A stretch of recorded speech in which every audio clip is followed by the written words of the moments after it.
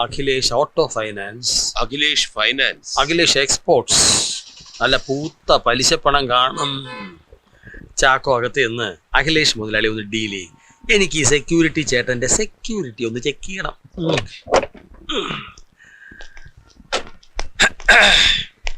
Security ആണോ? വേഷം കണ്ട അറിയില്ലേ? സോറി, എന്താ പേര്? കാര്യം അതാണോ പേര്? അല്ല, ആദിനാട് ശശി. ഓഹോ, എന്താ?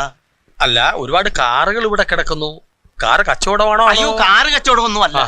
CC അടയ്ക്കാത്തോണ്ട് അഖിലേഷ് മുതലാളി പിടിച്ചിട്ടിരിക്കുന്ന വണ്ടികളാ ഇതൊക്കെ. ആട്ടെ, സാറെന്തിനാ വന്ന? CC എടുക്കാനോ അതോ മുടങ്ങി CC അടയ്ക്കാനോ? ഞാനൊരു വണ്ടിക്ക് ഫൈനാൻസ് എടുക്കാൻ വന്ന, പക്ഷെ വേണ്ട. അതെന്താ? തവണകൾ അടയ്ക്കാതെ വന്നാൽ എന്റെ വണ്ടി ഇതുപോലെ പിടിച്ചിടുവല്ലോ. ഇതൊക്കെ ചെയ്യുന്ന ആരാ? അതിനല്ലേ അഖിലേഷ് മുതലാളി കുറെ ആളുകളെയൊക്കെ തീറ്റിപ്പൊറ്റി ഇട്ടേക്കുന്നത്. ഗുണ്ടകള്, അതായത് പൂപ്പരുത്തി വാസുവും സംഘവും. ആരായി പൂപ്പരുത്തി വാസു? പറഞ്ഞത് കേട്ടില്ലേ? ഗുണ്ടകളുടെ നേതാവെന്ന്. പൂപ്പരുത്തി വാസു ഫൈനാൻസ് വേണ്ട. ആരുടെ അവനൊക്കെ? സാറെന്താ ആലോചിക്കുന്നത്? വല്ലാത്തൊരു സംശയം. എന്താ സാർ? പ്രദീപിനെ അന്ന് അണിമംഗലത്ത് വിരട്ടിയ നാട്ടുകാരൻ ആ വിവരം ആരോടും പറയാതെ എന്തുകൊണ്ട് മറച്ചു വെച്ചു എന്ന് അയ്യർ സാർ ചോദിച്ചില്ലേ? ആ നാട്ടുകാരൻ ഈ അഖിലേഷ് ആണെങ്കിൽ അയാൾ മായയെ കാണാൻ പോകുന്ന വഴിക്കാണ് പ്രദീപിനെ കണ്ടതെങ്കിൽ വായ തുറക്കുവോ? ഇല്ല, തുറക്കില്ല. ഇനി അന്ന് രാത്രിയിൽ അഖിലേഷും മായയും തമ്മിലുള്ള രഹസ്യബന്ധം മൈഥിലി കണ്ടിട്ടുണ്ടെങ്കിൽ? മൈഥിലി കൊല്ലപ്പെട്ടതിന് വേറെ കാരണം തിരക്കണ്ട. യെസ്. ഇനി ഏറ്റവും പ്രധാനപ്പെട്ട കാര്യം, സെക്യൂരിറ്റിക്കാരന്റെ സെക്യൂരിറ്റി ചെക്ക് ചെയ്തപ്പോ കിട്ടിയതാ. അഖിലേഷിനൊരു ഗുണ്ടാപ്പടയുണ്ട്, വണ്ടി പിടുത്തക്കാർ. അവരുടെ നേതാവ് ഒരു പൂപ്പരുത്തി വാസു. അവനാണെന്ന് മൈഥിലിയുടെ അച്ഛനെ വരട്ടിയതെങ്കിൽ ഈ അഖിലേഷ് പറഞ്ഞിട്ട് CBI തന്റെ പുറകിലുണ്ടെന്ന് ഇതിനോടകം അഖിലേഷ് അറിഞ്ഞു കാണും.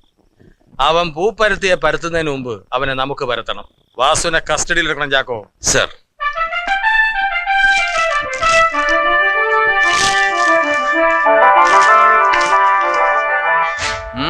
ഇവൻ തന്നെ, സാക്ഷാൽ പൂപ്പരത്തി വാസു. ഇപ്പൊ ഈ വാസു എവിടെയുണ്ട്? അറിയില്ല സർ. അറിയാനൊക്കെ വഴിയുണ്ട്, നമുക്കൊന്ന് ശ്രമിക്കാം. എന്താ സായി? ഷുവർ. ഹലോ. സായി എവിടുന്ന? പൂപ്പരുത്തി വാസു എവിടുന്ന്? ഗുരുവായിരുന്നോ? വിടുന്നവനെ, ഞാൻ എന്താ വരുന്നു.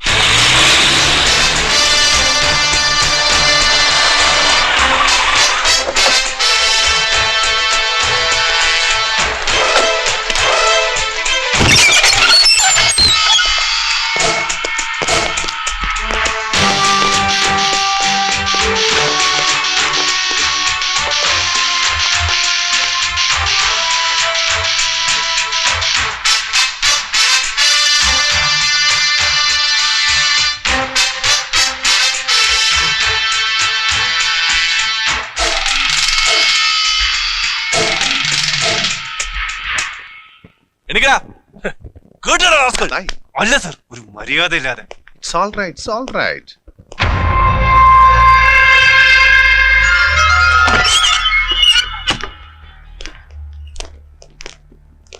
ചോദ്യം ചെയ്തിട്ട് അവരെന്തെങ്കിലും പറഞ്ഞു? എത്ര ശ്രമിച്ചിട്ടും അവൻ അഖിലേഷിന്റെ പേര് പറഞ്ഞില്ല. പിന്നെ ഏതോ ഒരു ബാബുവിന്റെ പേരാ പറയുന്നത്. അത് വെറുതെ നമ്മളെ മിസ്ഗൈഡ് ചെയ്യാനാ. സർ, ഒരു 15 മിനിറ്റ് അവരെ എനിക്ക് വിട്ടുതരണം. അഖിലേഷിന്റെ പേര് ഞാൻ പറയിപ്പിക്കാം. അങ്ങനെ തല്ലിപ്പഴിപ്പിച്ച് പറയിക്കുന്നതിൽ കാര്യമില്ല. മാത്രമല്ല, അത് CBIയുടെ രീതിയല്ല. ഡോക്ടർ ബാബു, ഈ പേര് എവിടെയോ കേട്ടിട്ടുണ്ടല്ലോ. നമ്മുടെ അണിമംഗലം ഡോക്ടർ കൃഷ്ണൻ നായരുടെ ഒരു പാർട്ട്ണർ ഉണ്ടല്ലോ, അയാളുടെ പേരെന്താ? ഡോക്ടർ ബാബു. ദൈവമേ, ഞാനതെങ്ങനെ മറന്നു? ഇത്രയും ഇമ്പോർട്ടന്റ് ഒരു ലിങ്ക് സായി എങ്ങനെ മറന്നു? Sorry sir. It's all right. Come. സായിക്ക് ഡോക്ടർ ബാബുവിനെ കുറിച്ച് എന്തൊക്കെ അറിയാം? നാഷണൽ ഹോസ്പിറ്റലിന്റെ ഉടമസ്ഥനാണ്. ഡോക്ടർ കൃഷ്ണൻ നായർ കുറെ കാലം അവിടെ ഡോക്ടറായിരുന്നു. എത്ര കാലം? വിട്ടിട്ട് 2-3 വർഷമായി കാണും. അത്രേ ഉള്ളൂ? Yes sir. നമുക്ക് ആ ഹോസ്പിറ്റൽ വരെ ഒന്ന് പോയാലോ? അവന്മാരുടെ വാക്ക് മാത്രം കേട്ടിട്ട് വേണോ സർ? അങ്ങനെ ആരെങ്കിലും പറയുന്നത് കേട്ട് കയറി അങ്ങ് ചെല്ലുവോ? കൊള്ളാം. We have our own methods. Okay, come on.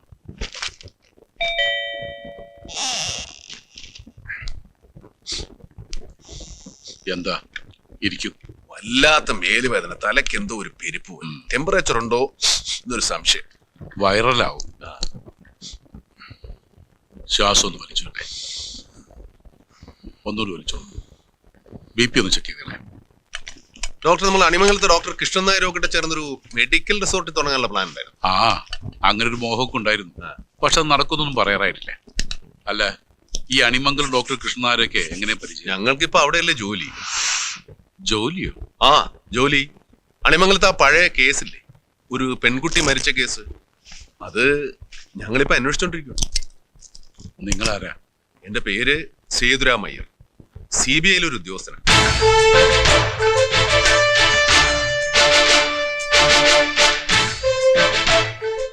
ആ മരുന്നിനുള്ള കുറിപ്പ് കിട്ടിയെന്ന് എനിക്ക് പോകാമായിരുന്നു.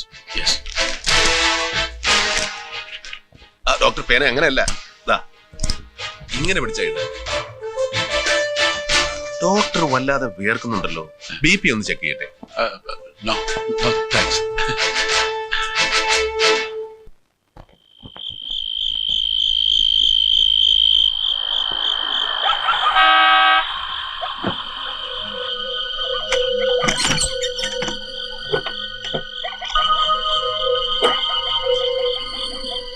നിങ്ങൾ ആരാ?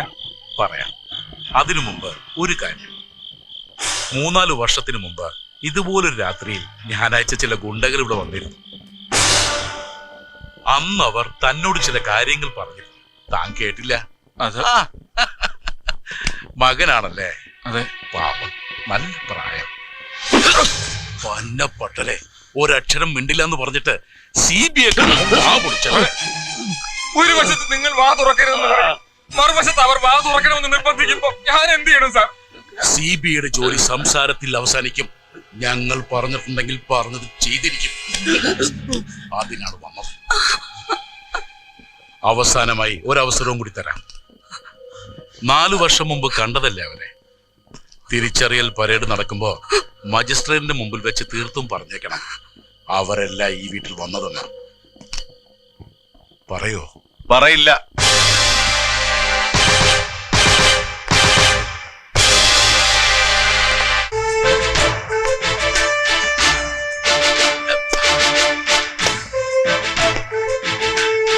കണ്ടിട്ട് ഞെട്ടലൊന്നും വേണ്ട, ഇത് ഞങ്ങളൊരു ടെക്നിക്കാ. സംശയം തോന്നുന്നവരോട് ചില ചോദ്യങ്ങൾ ചോദിച്ചിട്ട് പോരും. കേട്ടയാളുടെ മനസ്സിൽ എന്തെങ്കിലും കള്ളമുണ്ടെങ്കിൽ തീർച്ചയായിട്ടും റിയാക്ട് ചെയ്തിരിക്കും. അതുകൊണ്ടാണ് ഞങ്ങളുടെ വെയിറ്റ് ചെയ്തത്. എനിവേ, അതൊന്നുമല്ല ഇമ്പോർട്ടന്റ്. ഡോക്ടർ നേരത്തെ പറഞ്ഞല്ലോ ഗുണ്ടകളെ അയച്ചോ നിങ്ങളാണെന്ന്. എന്തിനായിരുന്നു അത്? ആ ചോദ്യത്തിന് ഉത്തരം ഞാൻ പറയാം. ഹരിഹരനെ വിരട്ടാൻ വാസുവിനെ ഏർപ്പാടാക്കിയത് ഞാനാണ്. വാസുവിനെ നേരിട്ട് പരിചയമില്ലാത്തത് കൊണ്ട് ബാബുവിന്റെ സഹായം തേടി, അത്രേ ഉള്ളൂ. എന്തിനാ അയാളെ ഭീഷണിപ്പെടുത്തിയത്? നിങ്ങൾ, CBI തന്നെയാണ് അതിന് കാരണം. ആ വീടും പറമ്പും ഒക്കെ വിറ്റൊന്ന് സ്വസ്ഥമാകണം. അതിന് നിങ്ങളുടെ അന്വേഷണം ഒരു തടസ്സമാകും. അതുകൊണ്ട് ഗുണ്ടകളെ വിട്ടൊന്ന് വിരട്ടി, അത്ര തന്നെ. CBIക്ക് ബ്രോക്കർ പണിയൊന്നുമില്ല, കച്ചവടം മുടക്കാനും നടത്താനും. അതിലും കഷ്ടമാണ് ചില സമയത്ത്. അത്തേ പോലെ കടിച്ചു തൂങ്ങി കിടക്കും, ജന്മത്ത് പിടിവിടുകയില്ല. മിസ്റ്റർ കൃഷ്ണൻ നായർ, നിങ്ങളിവിടെ നിൽക്കുന്നത് അണിമംഗലത്തെ മാടമ്പിയായിട്ടോ ഡോക്ടറായിട്ടോ അല്ല. You are A suspect. ചോദിച്ചതിന് മാത്രം മറുപടി പറഞ്ഞാൽ മതി. കം ഓൺ, ടെൽ മീ, എന്തിനാണ് അവരെ ഭീഷണിപ്പെടുത്തിയത്? വീടും പറമ്പും ഒന്നും വിൽക്കാതെ മറ്റു മാർഗമില്ലെന്ന് കാപ്ര പറഞ്ഞപ്പോൾ CBI അതിനൊരു തടസ്സമാകരുതെന്ന് കരുതി. ഗുണ്ടകൾ ഹരിഹരനെ വിരട്ടുന്നത് 4 വർഷം മുമ്പാണ്. പിന്നീട് 2 വർഷം കഴിഞ്ഞാണ് കാപ്പർ വരുന്നതും വീട് വിൽക്കാൻ പറയുന്നത്, അല്ലേ? 4 വർഷം മുമ്പ് ദിവ്യദൃഷ്ടിയിൽ തോന്നിയോ കാപ്ര വരുമെന്നും വീട് വിൽക്കാൻ പറയുമെന്നും ഒക്കെ? ഓക്കെ, ഡോക്ടർ പറയുന്നതൊക്കെ സമ്മതിച്ചു. CBI കച്ചവടം മുടക്കികൾ പ്രശ്നക്കാർ, അതുകൊണ്ട് ഗുണ്ടകളെ വിട്ടു. അതാ അന്ന്. ഇന്ന് ഈ കേസ് അന്വേഷണം തുടങ്ങിയിട്ട് ഇത്രയും കാലമായി. ഇപ്പൊ ഏത് CBI വിരട്ടനായി ഡോക്ടർ സാർ നേരിട്ട് ഇന്ന് ഐഡന്റിഫൈ ചെയ്യണ്ടെന്ന് പറഞ്ഞത്? പറയൂ ഡോക്ടറെ. ഉത്തരം കിട്ടില്ല. സത്യം, ഈ പ്രപഞ്ചത്തിലെ എല്ലാ ദൈവങ്ങളെയും വിളിച്ച് ഞങ്ങൾ ആണയിടാം. ആ പെൺകുട്ടിയുടെ മരണവുമായി ഞങ്ങൾക്ക് ഒരു ബന്ധവുമില്ല. പിന്നെ ഏത് മരണവുമായിട്ടാണ് ബന്ധം? മിസ്റ്റർ കൃഷ്ണൻ നായർ, മൈഥിലി എന്ന പെൺകുട്ടിയുടെ മരണവുമായിട്ട് നിങ്ങൾക്ക് ബന്ധമുണ്ട്. ഈ കേസിന്റെ അന്വേഷണം തുടങ്ങിയ അന്ന്, ഫ്രം ദ ഡേ 1, എനിക്ക് ഉറപ്പുണ്ടായിരുന്നു ഇതൊന്നിൽ അവസാനിക്കില്ലെന്ന്. മൈഥിലിയുടെ മരണത്തിന് ശേഷം പോലീസ് എടുത്ത മൊഴിയിൽ എന്നാരോ പറഞ്ഞു ശങ്കരേട്ടന്റെ ഭാര്യ ഉഷ മരിച്ചതും ഇതുപോലെ എന്തോ കണ്ട് ഭയന്നിട്ടാണ്. ഒരു വീട്ടിൽ ഒരേപോലെ 2 മരണങ്ങൾ. അന്വേഷണത്തിൽ മൈഥിലിയുടെ മരണം സ്വാഭാവിക മരണമല്ല എന്ന് തെളിഞ്ഞാൽ തീർച്ചയായിട്ടും ഉഷയുടെ മരണത്തെക്കുറിച്ചും സംശയമുണ്ടാവും, അന്വേഷണമുണ്ടാവും. അന്വേഷണമുണ്ടായാൽ അതിന്റെ പിന്നിൽ ആരായിരുന്നുവോ അവർ കുടുങ്ങും. അതുകൊണ്ടാണ് മൈഥിലിയുടെ മരണത്തെക്കുറിച്ചുള്ള അന്വേഷണം തടസ്സപ്പെടുത്താൻ നിങ്ങൾ ശ്രമിച്ചത്. ഇപ്പൊ ബന്ധം മനസ്സിലായോ? ഇനി പറയും, ഉഷ എങ്ങനെയാ മരിച്ചത്? Heart attack. എന്തോ കണ്ട് ഭയന്ന് വീണ ഉഷയെ ഹോസ്പിറ്റലിൽ എത്തിച്ച പിന്നെ അറ്റാക്ക് ഉണ്ടായത്. മരിച്ച നാഷണൽ ഹോസ്പിറ്റൽ വെച്ചല്ലേ? അതെ. നമ്മളല്ലേ എന്റെ ഓണർ? ഉം, അതെ. ആ സമയം താങ്കളും അവിടെ ജോലി ചെയ്തിരുന്നു അല്ലേ? ഉവ്വ്. നിങ്ങൾ രണ്ടുപേരും കൂടെ അല്ലേ അവരെ ചികിത്സിച്ചത്? അല്ല, അതെ. പിന്നെ എന്തുകൊണ്ടാണ് അവരെ ചികിത്സിച്ചതിന്റെ റെക്കോർഡ്സോ കേസ് ഷീറ്റോ ഒന്നും ആ ഹോസ്പിറ്റലിൽ ഇല്ലാതെ പോയത്? എന്ത് സംഭവിച്ചു ആ റെക്കോർഡ്സിന്? ആര് മുക്കി? അവർ ഏത് രീതിയിൽ മരിച്ചാലും ശരി, there is a mystery behind it and you know that. Tell me, അവരെങ്ങനെയാ മരിച്ചത്? ഒരു കയ്യബദ്ധം, മെഡിക്കൽ നെഗ്ലിജൻസ് സംഭവിച്ചു പോയി സാർ. എന്ത് കയ്യബദ്ധം? പെട്ടെന്ന് അവർക്കൊരു ചെസ്റ്റ് പെയിൻ ഡെവലപ്പ് ചെയ്തു. അത് നോർമലാക്കാനുള്ള ശ്രമത്തിനിടയിൽ കൊടുത്ത ഇഞ്ചക്ഷൻ നേരിട്ട് ഹാർട്ടിലേക്ക് ഇഞ്ചക്ട് ചെയ്യുന്ന അഡ്രിനാലിൻ എന്ന injection. It was A wrong decision. പിന്നീട് അത് മനസ്സിലായത്. താങ്കൾ പറഞ്ഞതുപോലെ പെൺകുട്ടിയുടെ മരണം തെളിഞ്ഞാൽ ഉഷയുടെ മരണവും അന്വേഷിക്കപ്പെടും. അത് ഭയന്ന് തന്നെയാണ് ഗുണ്ടകളെ അയച്ചതും റെക്കോർഡുകൾ നശിപ്പിച്ചതും. ആ വീട്ടിൽ മറ്റൊരാൾക്കും അറിയില്ല പൂജാമുറിയിലുള്ളത് ഉഷയുടെ ആത്മാവാണെന്ന്.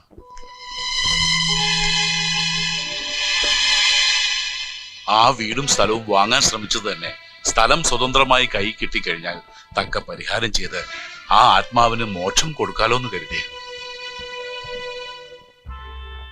ഡോക്ടർ ബാബു പറഞ്ഞതാ ശരി. അതെ. അല്ലാതെ യാതൊരു ലാഭേച്ഛയില്ല. CBI അന്വേഷിച്ചുകൊണ്ടിരിക്കുന്ന മൈഥിലി കേസിന്റെ അന്വേഷണം പൂർത്തിയാകുമ്പോൾ പറയാം ലാഭമോ നഷ്ടമോ എന്ന്.